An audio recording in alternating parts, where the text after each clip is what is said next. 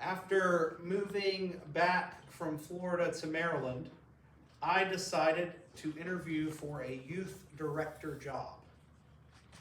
I thought that I could do it. I had some youth experience in Florida at a mega church that I thought might qualify me to take it. Come to find out, I was following a beloved youth director who had lots of connections with the kids. And if you know anything about ministry, that right there is already a hard thing to follow.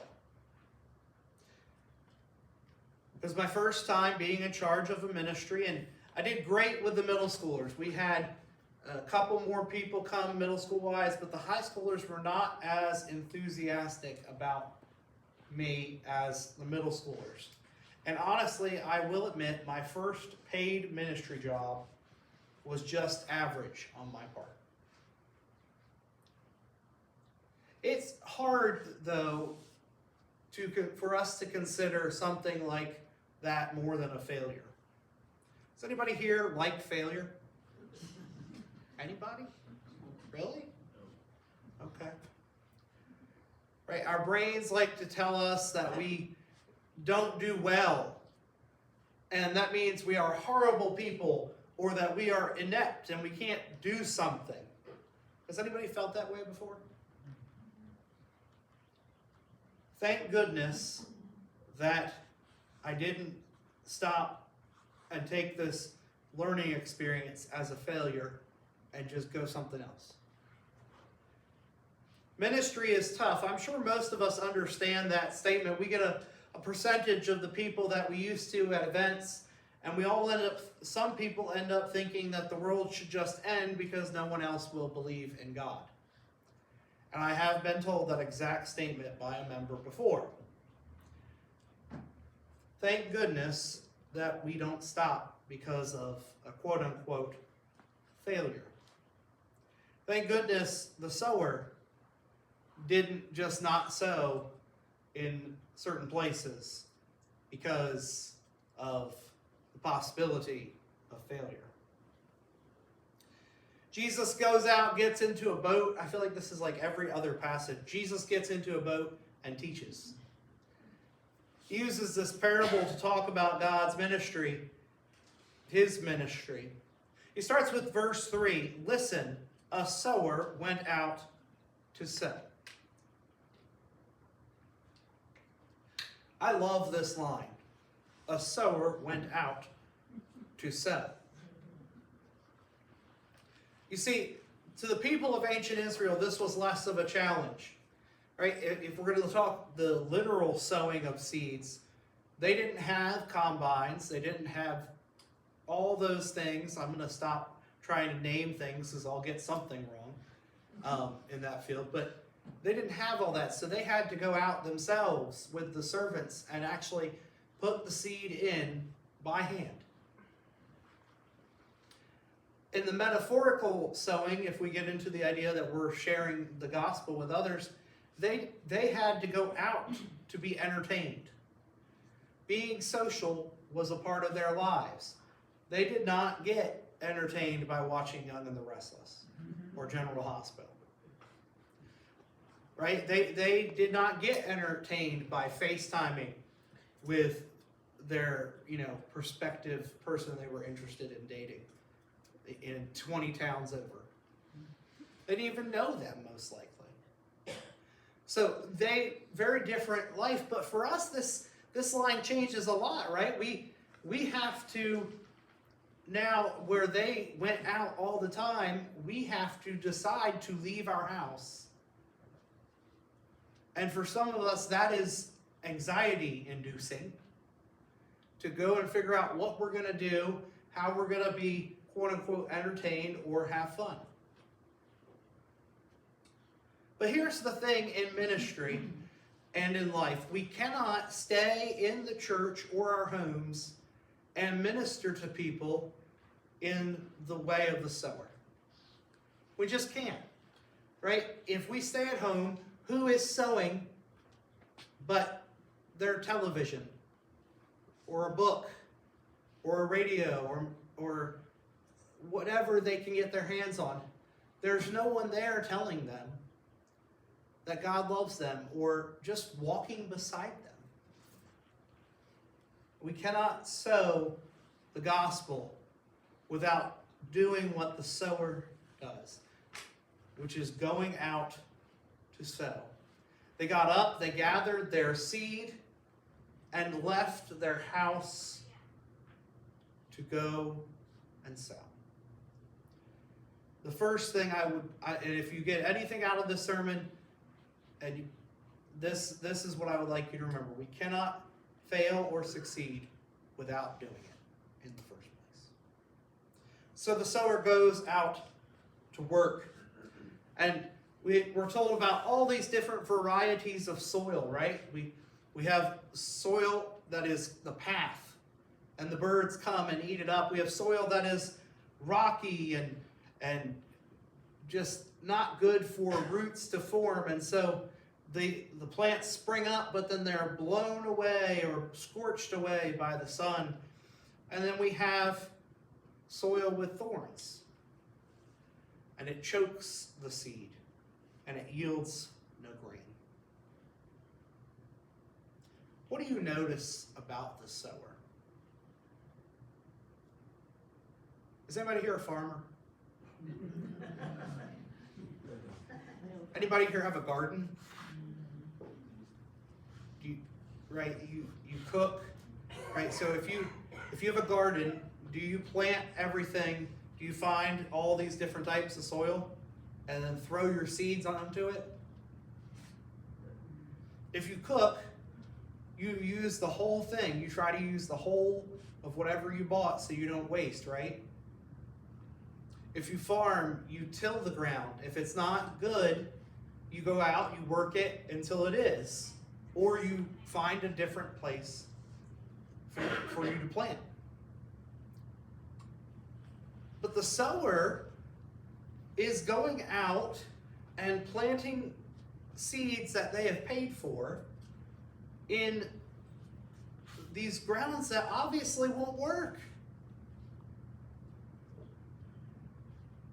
Like today, in our day and age, in capitalist America, that's like, what are you doing?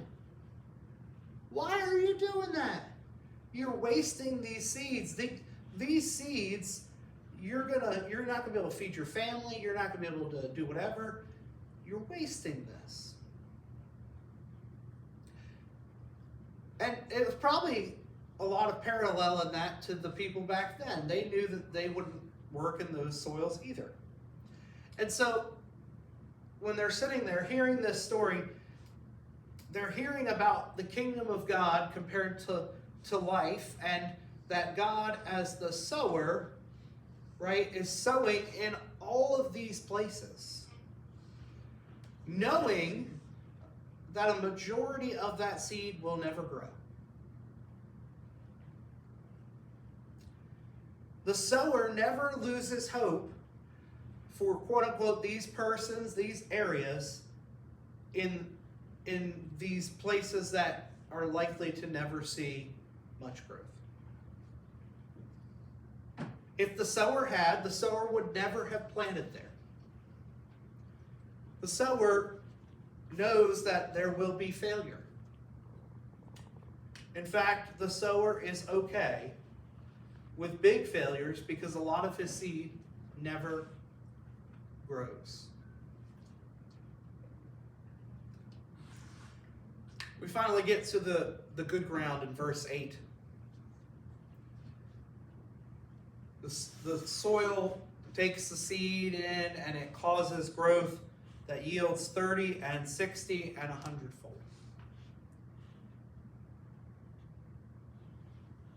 Spread everywhere in the field, from the parts of the field that are not likely to the parts that were almost guaranteed. I don't know, I'm sure Phil would agree with me on this as a pastor. Ministry is tough. Sometimes you will have great success in something. And you'll be like, yes! And you'll be like, this is why I became whatever whether that be a CLM or a disciple or just a Christian or a pastor. But then the majority of the time, ministry is challenging work that you have to do all the things to prepare for your successes. And sometimes it doesn't happen. It's just like life. Life can be brutal and discouraging. And we will all certainly fail at some things. At some point, I believe that the church and people in general have become extremely fearful of failure.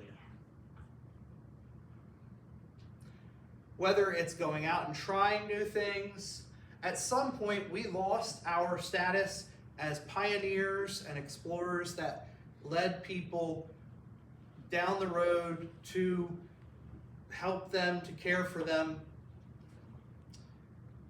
And for some of us, we watch the world go by, and some of us, we still work to plant the seeds. The big thing is, I want to challenge you to fail. Honestly, I want to fail. Now, nobody go tell the DS that Pastor Zach stood up in front of us and said, go fail. Right? It sounds like I'm talking to my students and something. It's a test. Go fail. Right? It sounds awful. Does it? I mean, does anybody get that nervousness in the pit of their stomach talking about failure? Because you have to be vulnerable to talk about failure. I don't aim for failure. But failure is funny because what happens is when we fail and then we go back again to that thing we were trying to do and do it again, what often happens the second time we try? Succeed. We succeed, we might fail again, but we hopefully get better at the thing we're trying again. Sometimes we might say, oh gosh, maybe we needed more materials. Maybe we missed something. Maybe, in ministry, for instance, if there's a community you're trying to reach. I had one church that thought they were going to reach out to people in the Hispanic community by putting up signs that said soup kitchen in Spanish.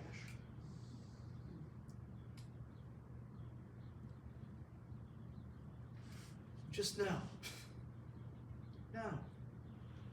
Right? And so we had a summer food program for the kids of the community to come and eat because the school has the money, the Board of Ed had the money, so they helped with these grants to pay for places that kids could walk to get food when they're not in school. And I had members who had never met someone who was Hispanic, and they came in and they met these kids who were just terrific, just like my boys. And I looked at them and said, they don't need a soup kitchen. They just need somebody to love them just like you love everybody else. So the soup kitchen was an absolute failure.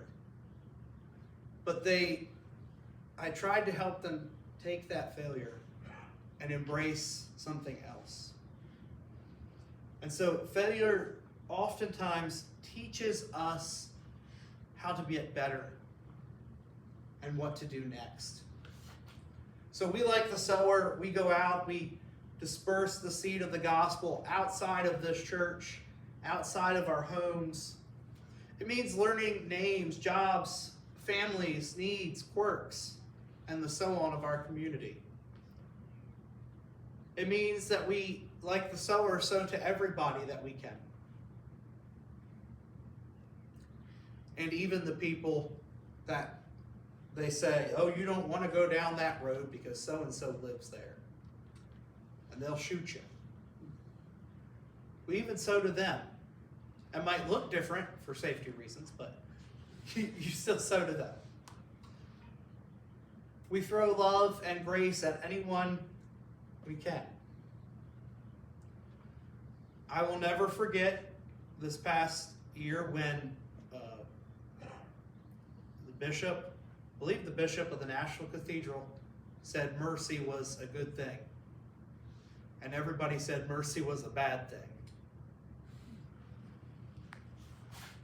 We throw love and grace and mercy. We walk with people through life. We go and we listen. And when some of our love falls into ground that doesn't grow, we look back and we find out what went wrong and we try again. We have to be okay with failure. We have to be okay with not getting it right the first time. Has anybody here ever gotten everything right the first time you did it?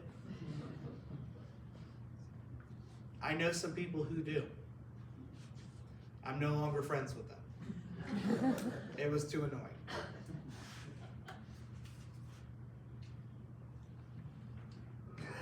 So are you willing to try? Are you willing to fail and try again and fail again and try and keep learning what we'll do? Because certainly in the church we need people that are willing to do that. You know, every church I go to, the same story is told to me. We've dwindled in membership. We've lost people, and nobody wants to come anymore. Are we out there trying these things? Are we out there failing and continuing to do that? Remember our formula. Try, fail, and try again. I should almost just have made that try, fail, repeat.